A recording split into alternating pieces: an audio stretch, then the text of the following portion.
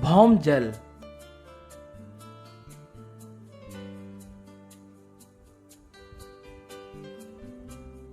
भौम जल वह पानी है जो पृथ्वी की सतह के नीचे मिट्टी के छिद्रों में और चट्टानों की दरारों में संचित होता है।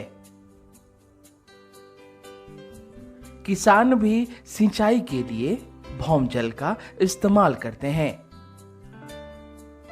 नगर पालिका तथा औद्योगिक व्यवहार के लिए भी कुएं का निर्माण तथा संचालन किया जाता है। भौम जल के वितरण और संचालन का अध्ययन हाइड्रोलॉजी, जिसे भूजल विज्ञान भी कहा जाता है,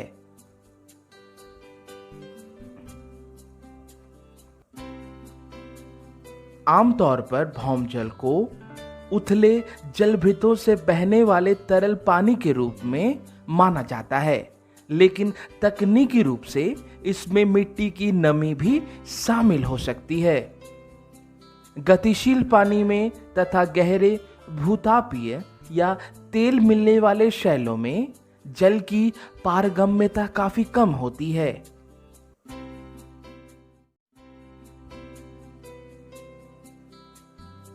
भौम जल स्तर का अवक्षय।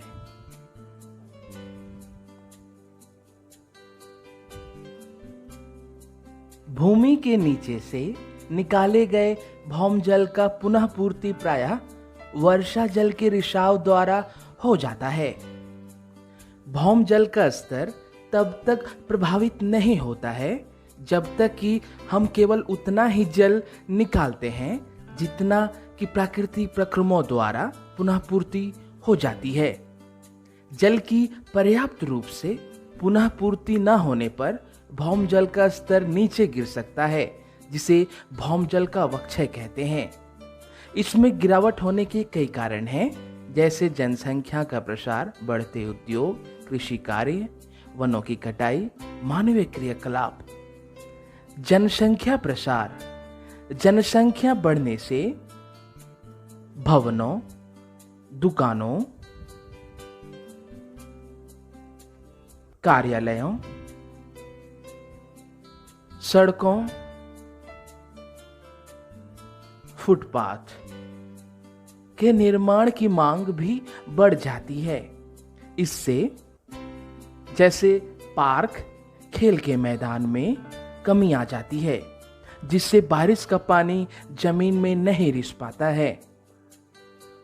उपरोक्त कार्यों के लिए अधिक भूजल की खपत होती है और हम पानी का जमीन में काफी कम रिसने देते हैं।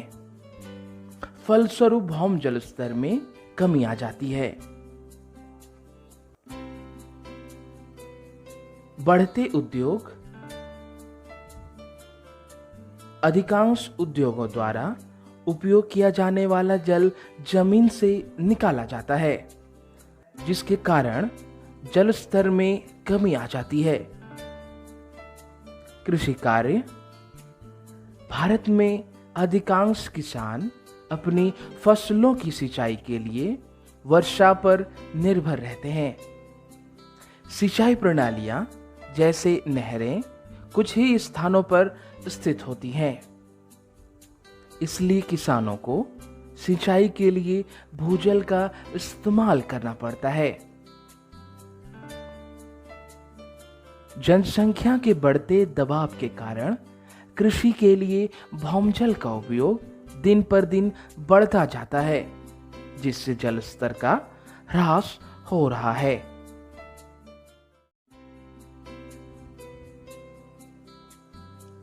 बढ़ते उद्योग।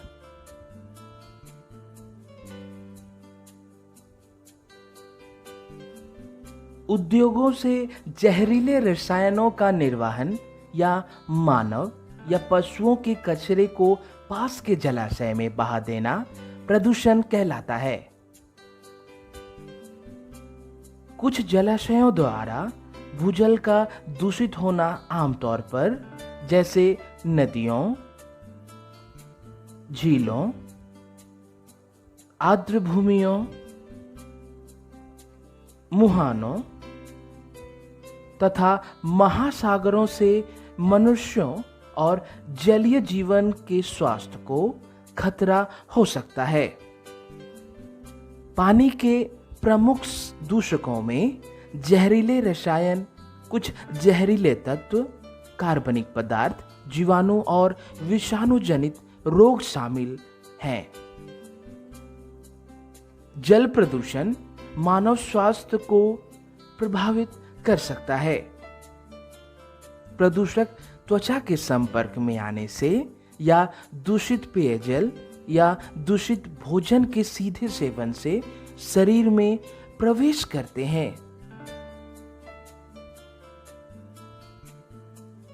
जलीय पारिस्थितिक तंत्र पर प्रदूषकों का महत्वपूर्ण प्रभाव पड़ता है।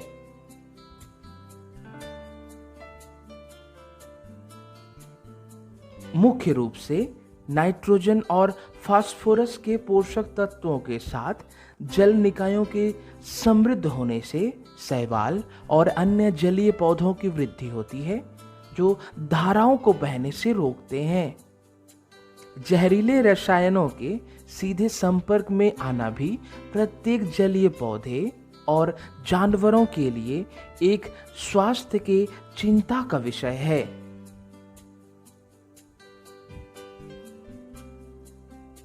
अपशिष्ट जल के निर्वहन को आमतौर पर प्रवाह मानकों और परिवहन परमिट के माध्यम से नियंत्रित किया जाता है।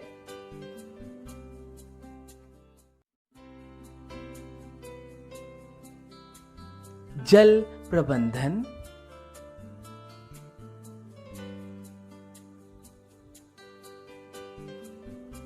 चूंकि पानी की कमी हमारे जीवन को बुरी तरह प्रभावित करती है, जल प्रबंधन सबसे महत्वपूर्ण चीज है जो सभी की जिम्मेदारी है। जैसे जल की बचत, जल संचयन, ड्रिप सिंचाई, अपशिष्ट जल प्रबंधन।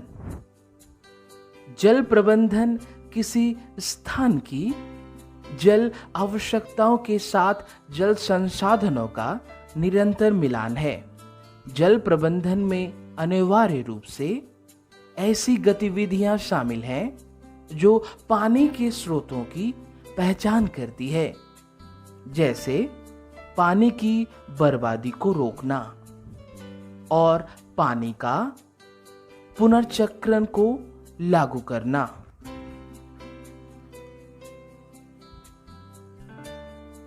इसमें पानी का उपचार भी शामिल हो सकता है ताकि मानव द्वारा इसका उपभोग किया जा सके, जैसे पाइपों द्वारा पानी का रिसते हुए नलों से पानी का टपकना, बाल्टियों से पानी का बहना,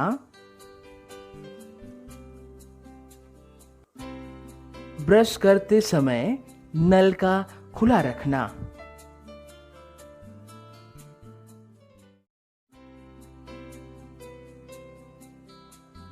पानी की बर्बादी को रोकने के लिए आप क्या कर सकते हैं?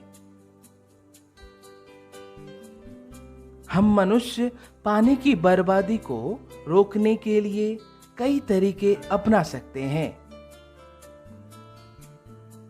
सूखे को रोकें, वर्षा बढ़ाएं।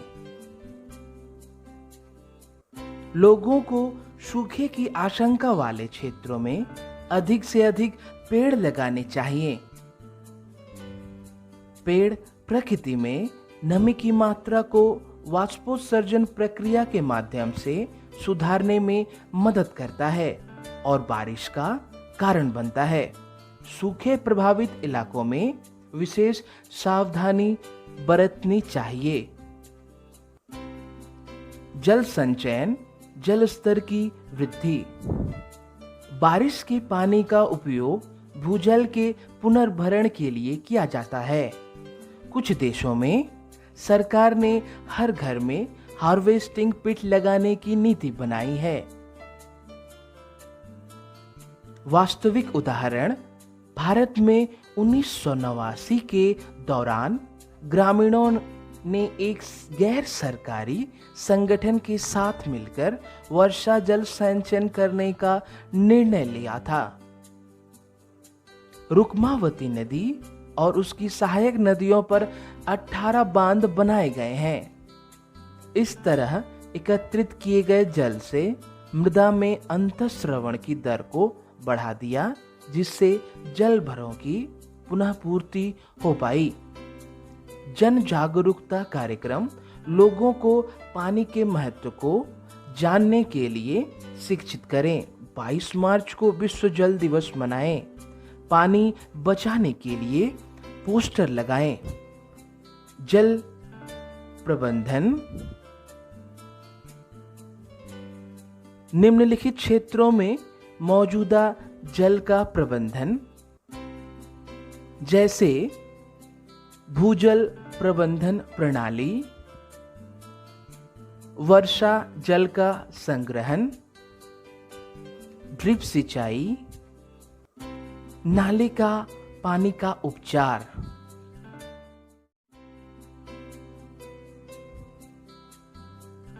पौधों पर पानी की कमी का प्रभाव। जैसा आप जानते हैं, जल हमारे लिए काफी महत्वपूर्ण है। उसी तरह पौधों को भी पानी की आवश्यकता होती है। पानी पोषक तत्वों को पौधों के अन्य भागों तक पहुंचाने में मदद करता है। पौधे में विभिन्न प्रक्रियाओं के होने में पानी बहुत महत्वपूर्ण भूमिका निभाता है। इसलिए पानी की कमी का पौधों पर प्रतिकूल प्रभाव पड़ता है। इससे पौधों की मृत्यु तक हो सकती है। प्रकाश संश्लेषण तथा ताप को बनाए रखने के लिए पौधों को पानी की आवश्यकता होती है। सूखा इन प्रक्रियाओं को रोक देता है और पौधों की वृद्धि और जीवन शक्ति को भी कम करता है। पानी खनिजों को मिट्टी से पौधों तक पहुंचाता है। पानी के बिना पौधों में पोषक तत्वों की कमी हो जाती है। पानी कोशिका संरचना को बनाए रखता है और पौधों को सीधा रखता है। पौधों में पानी की कमी होने से पौधा मुरझा जाते हैं।